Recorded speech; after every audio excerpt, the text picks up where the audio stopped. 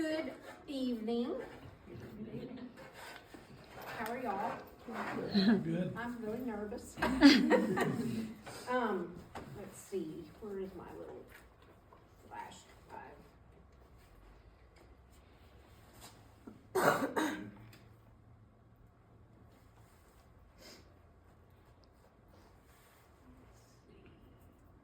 that up a little bit. So, as she said, my name is Julie Moore, and I am a retired captain from the United States Air Force.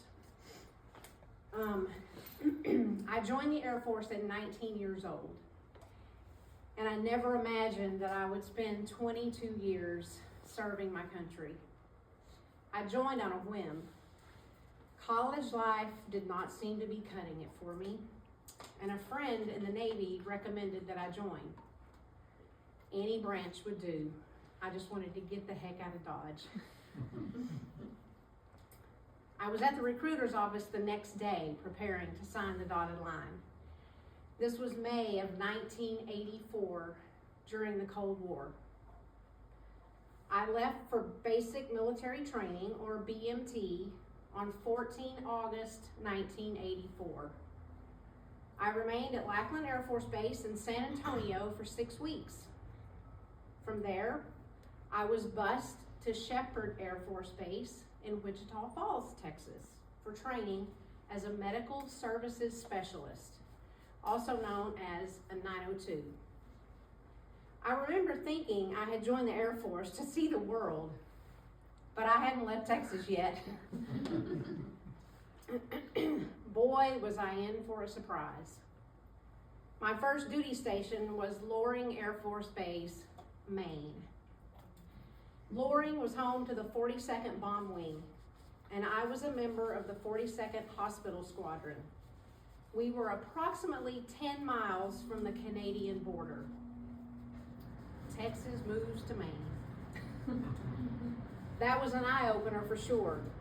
I was fortunate to work in medical surgical, ER, and OB postpartum. I was here in the halls of the hospital. It was here in the halls of the hospital that I found my calling. I wanted to be a nurse. Due to family issues and a need to return to college, I got an early out of active duty service and was able to join the Air National Guard. I had to commit to double my time left in service. I had 2 years left on my contract, so I had to serve 4 years in the Air Guard. I became a member of the 136th Medical Squadron in January of 1987. I was a weekend warrior and served as a medical services specialist, completing physicals on the 136th Tactical Airlift Wing members. I and my fellow airmen also conducted shot lines for members of the wing who were being deployed for different missions around the U.S. and the world. We also performed EKGs and female exams and held sick calls. Being in the Air National Guard meant I had to perform a 2-week annual tour every year to various places worldwide. Some locations were New Hampshire, Colorado, California, and Germany. I was deployed to Naughton Hall, Lincolnshire, England, from January to March of 1991 to support Operation Desert Storm. Our unit worked with a medical unit from Travis Air Force Base, California. Remarkably, there were only 35 casualties that required treatment. Since there were so few casualties, we had some downtime and we used it wisely. 3 others and I took a weekend trip to London. While we worked at Naughton Hall, we billeted at Royal Air Force, Digby. We explored the area on foot, walking through snowy pastures, across stone hedgerows, and down cobblestone streets. We spent many evenings at the local pub, throwing darts, learning to play snooker, and enjoying a pint or two. While deployed on this contingency operation, I discovered I would like to serve as a flight nurse after completing my nursing degree. From 1989 until 1993, I worked full-time nights as an emergency medical technician in the Tarrant County Hospital District emergency room. During the day, I pursued and completed my nursing degree. I graduated from nursing school in May of 1993, and shortly after this, I began applying for my commission as an officer. I was sworn in as a second lieutenant in the U.S. Air Force Reserves in August of 1994. I was now a 433rd Aeromedical Evacuation Squadron member at Kelly Air Force Base, San Antonio. I attended flight nurse school at Brooks Air Force Base, San Antonio from May until June of 1995. Here I became knowledgeable about the three most used aircraft fuselages for air evac missions: the C-130 Hercules, whoop whoop, the C-9A Nightingale, and the C-141 Starlifter, which is no longer in use. It was replaced by the C-17 Globemaster. I attended a week-long class in November of 1995 at Scott Air Force Base, Illinois, for handling and caring for patients on the C-9 Nightingale. My full-time civilian job was as a pediatric ER nurse at Children's Medical Center in Dallas. I would drive to San Antonio twice monthly for my training. One weekend was for unit training and the other was for flight training. Still living a single life, I found it easy to volunteer for many different deployments during my 4 years with this unit.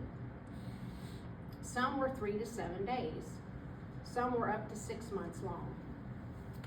I was adventurous and hungry to learn how to be the best flight nurse I could be. These deployments would give me the much needed on-the-job training to do just that. In December of 1995, there was talk of a deployment supporting Operation Joint Endeavor, also known as the Bosnian peacekeeping effort. I wanted to volunteer to go. When I joined the Air Force 10 years earlier, the thought of deployments and or contingencies never crossed my mind. But this was another opportunity to serve my country and see the world. We flew out of Kelly Air Force Base on the evening of 22 December 1995 on a C-5 Galaxy. We arrived at Ramstein Air Base, Germany on the afternoon of 23 December 1995. We stayed in Germany at Simbach Annex, approximately 19 miles east of Ramstein Air Base, for 1 to 2 weeks. I do know that this was a very emotional Christmas for me. Even though I had volunteered for this mission, being away from friends and family at this time was exceedingly difficult. A light snow fell as several of us walked to the chapel for midnight mass on Christmas Eve. Singing the carols and spending the holiday so far away from home made this a Christmas I will never forget. After our brief stay in Germany, we loaded onto a C-130 and were flown to Tazar Air Base, Hungary. In contrast with earlier years, mild and snowless winters, January and February of that year were unexpectedly cold in Hungary. The daytime temperatures late in January were around 23 degrees Fahrenheit, and the nighttime temperatures were 5 degrees Fahrenheit. While the Army lived in tents with kerosene heaters, the Air Force, my unit, stayed at a local family-owned hotel. The owners would have breakfast ready for us every morning and a family-style dinner every evening when we arrived at the hotel. They also had a dog that we deemed our mascot. I don't remember his name. After living in this hotel for around a week, the Army personnel were not amused by our living arrangements. So we were instructed to return to the air base and live in the tent city. Bummer. The tent city was closer to completion when we arrived, but our first night was as cold as I have ever been. Our kerosene heater went out that night, and I did not have enough hand warmers to keep me warm. I put them in my socks, I put them in my pants. I mean, it was really cold. Walking back from the showers to my tent on any given evening, my wet hair would freeze. The fog practically hung in the air. You could see each ice crystal. We finally ranked up and got to stay in tents with wooden floors, heat, and electricity. There were shower trailers with 10 to 20 showers each, and toilet stations replacing the standalone portable toilets. The dining facility was a large fest tent that would serve about 3,500 rations per meal. The tent city, also known as the LSA, or Life Support Area, served as a temporary home for most U.S. troops on their way to Bosnia. Our unit was there for the duration, as we used the flight line for air medical evacuation flights to Germany. We had a general purpose, or GP large, tent set up right on the edge of the flight line. This is where the patients being flown to Germany were staged or prepared for their flight. And now I'm going to show y'all a few little slides.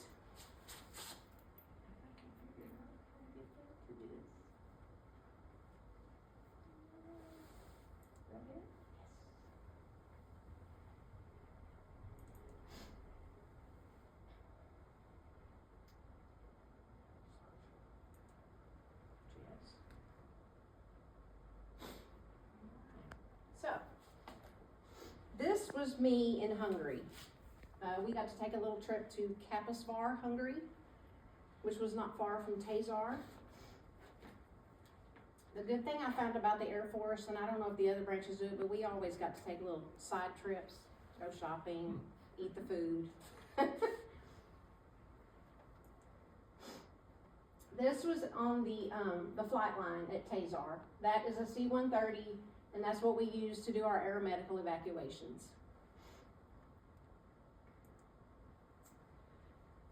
That is a C-5 back there in the background, and the board there says United States Air Force, Tazar Air Base, Hungary, largest strategic European airlift since World War II.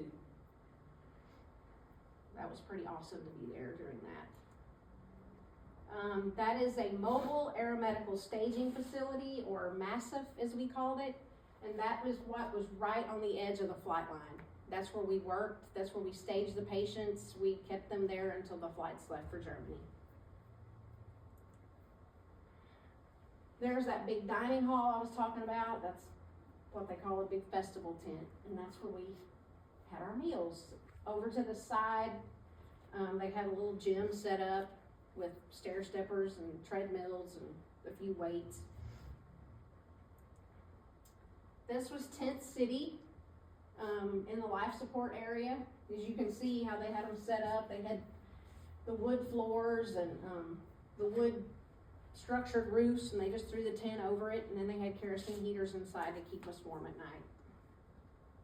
It got really warm.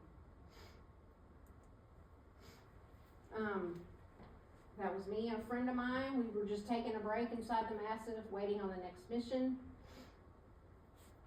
with our headphones on. Earbuds? Pre-earbud. Pre-earbud, yes. So I got promoted while I was in Tazar. The little frame says, in case of promotion at Tazar Air Base, break glass. And I was promoted to first lieutenant while I was there. This was the hometown poll that they had there. All the units that resided at Tazar Air Base, Army and Air Force units both. We all had our little arrows on there, which way to go. Get to our areas. Telephones at the LSA. Spent lots of time on those. Calling family. That was on Easter Sunday. We were chilling in the hammock. Black Hawk helicopter. They took us on rides in that if we wanted to go, which was pretty cool. And this was my final mission to Ramstein Air Base in Germany. Me and my fellow crew members. All those guys were from Ramstein already. They were stationed there. But they lived there with us at Tazar while we were deployed. Okay, so we had enough personnel to make up 3 separate flight crews as we were teaming up with active duty personnel from Ramstein Air Base. During my time there, I flew on 4 to 6 missions. None of the missions were critical, but the experience was a once-in-a-lifetime event. We usually spent at least one night in Germany. This would give us time to explore the town and enjoy the German cuisine. I will say that I ate some of the best Italian food that I've ever had while I was in Germany. We returned stateside in April of 1996 and completed our 6-month deployment back at Kelly Air Force Base. I continued to drive to San Antonio 2 weekends every month to complete my training until I transferred to the 917th Medical Squadron at Barksdale Air Force Base, Louisiana. This unit supported the 917th Fighter Group in completing physicals and administering routine vaccines and vaccines required for international deployments. I married in the summer of 1998, and I became pregnant the next year with my first child. At this point, I decided it would be a good idea to find a closer unit to perform my monthly duties. So I stopped going to San Antonio and I started doing my Barksdale drive. I had my first child, a boy, in April 2000. I gave birth to my second child, a boy, in July of 2001. And the third, a boy, was born in September of 2005. By now, I had served in the military for over 20 years. I knew I had reached a pinnacle when my boys could literally be accused of having a mom who wears combat boots. Having children made it difficult to volunteer for so many deployments, but I did manage to go to Japan in 2002 and left Dad at home with 2 little hellions. I was determined not to miss out on this trip. My unit also made a trip to McCord Air Force Base, Washington, and we spent 2 weeks in the field at Shepherd Air Force Base. This is not the best place to be in the middle of summer, in case you were wondering. Operation Enduring Freedom was heating up in Afghanistan and Iraq, and things were getting ugly with the Taliban and Al-Qaeda after my 3rd child was born. Early in 2006, there was talk of my unit deploying to the desert as medical support. My son was not even 1 year old, and I did not want to leave him for up to a year. It was at this time that I made the decision to retire. My retirement was official on August the 12th, 2006. I served 22 years in 3 different aspects of the Air Force. Some days, I regret my decision, as the unit was never deployed. But I know I made the best choice at the time with the knowledge that I had. I won't say it was easy. I still miss it. The flying, the trips, the camaraderie.